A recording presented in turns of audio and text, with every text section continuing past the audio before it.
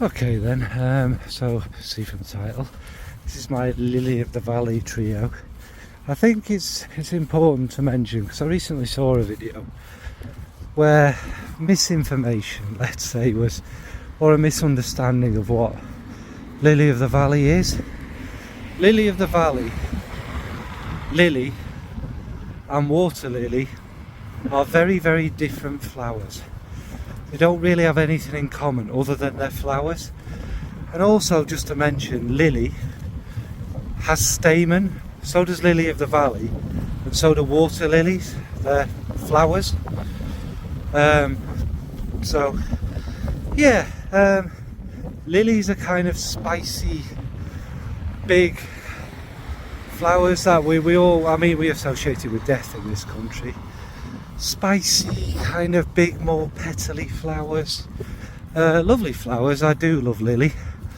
Water lily is, I mean, is it the same as lotus? I don't know. I mean, I'm trying to correct what a flower is here.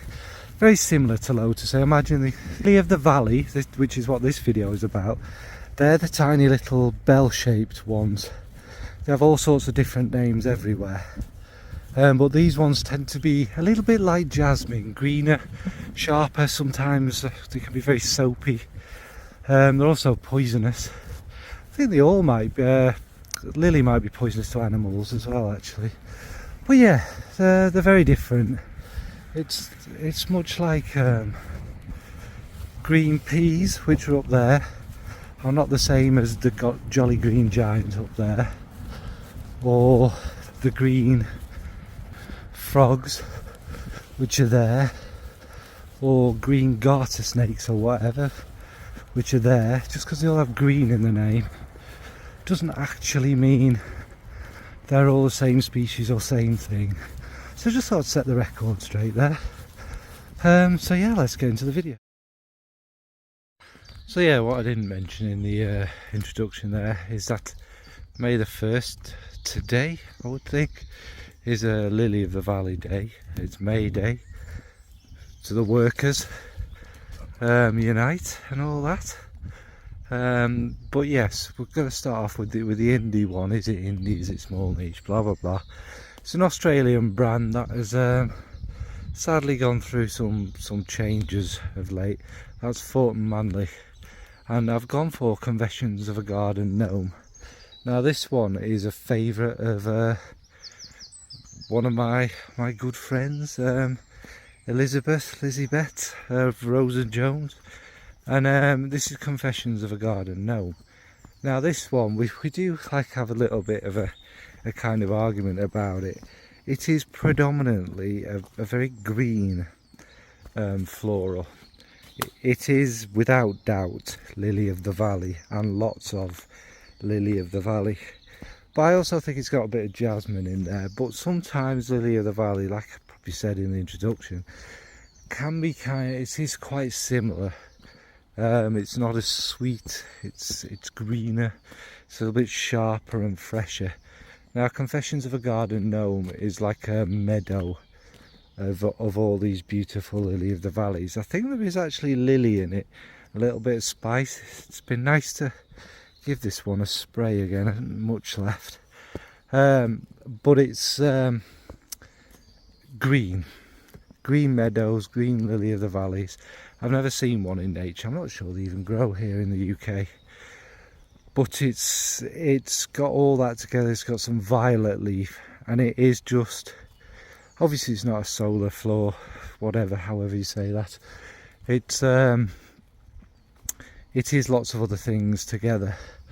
Apparently the newer formulation isn't like this. I'm not saying that's good or bad, I'm just saying it isn't as green or kind of pleasantly floral, and it just really is a beautiful example of a fantastic Lily of the Valley fragrance.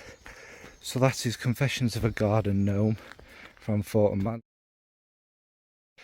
Next is the niche. Now I've picked this one, even though to me it smells very much not the same, but it's very much a nod to the last one, and that's Love and Tears from Killian.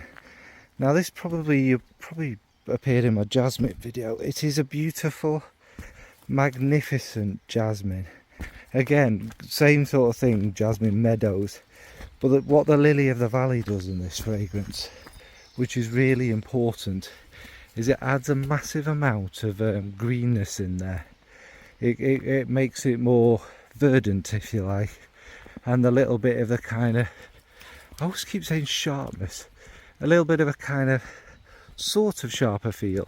And this one maybe has a tiny bit of the kind of soapiness, which I don't really get in Confessions, but this one has that little bit of smooth kind of soapiness in with the green and the jasmine flowers. And again, might be a theme with Lily of the Valley. It takes you to outdoors to me. It makes you feel like you're outside and you're smelling lots of different random white florals. And I believe Lily of the Valley might not even have much of a smell, and that what we recognise it is all accords. It almost, I mean, I don't know this for definite because I've never smelt one, almost like a fantasy kind of smell, which makes sense for that kind of green, beautiful, fresh, natural feel. So yeah, anyway, I'm waffling on. Even though predominantly jasmine scent, the Lily of the Valley is absolutely needed in this one. So that's Love and Tears from Killian. Finally is a fragrance, a designer fragrance that makes its way into an awful lot of my trio videos, because it is really good, and it's a more complex fragrance than you'd think and people give it credit for, but that's Duke Le Bon.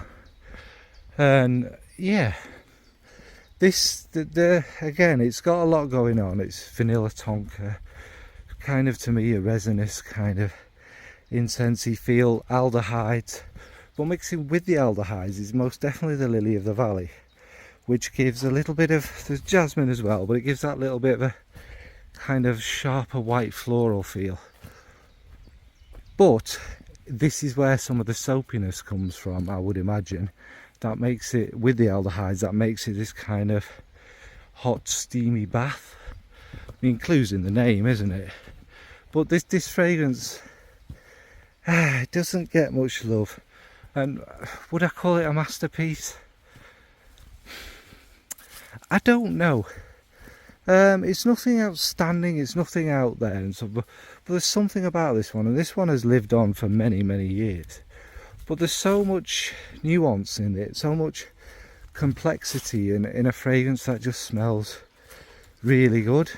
And the Lily of the Valley is definitely a part of it. So that's Duke Le Bon. Yeah, so a brief one, hopefully. Happy Lily of the Valley Day, folks.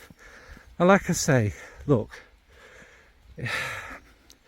it's Lily of the Valley and Water Lily are literally nothing like each other. They bear no resemblance. I don't really know how you could get them confused if you smell them. Like I say, I've not smelt Water Lily, I've not smelt Lily of the Valley in real life.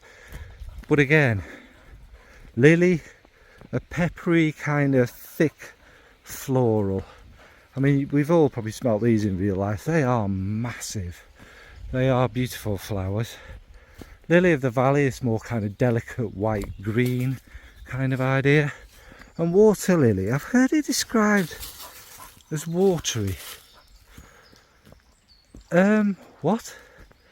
I mean, it lives in a watery environment, but I think it's quite a fulsome, again, quite petally, sweet kind of smell. If there's a watery feel to it, it's because that accord has been added, I suppose, to give it some sort of environment, reminder of where it's from. Because that will be the water that you can smell, not the Water Lily. And again, like I say, I'll be honest, hands up, I'm not entirely sure what the difference between a Water Lily and a lotus is.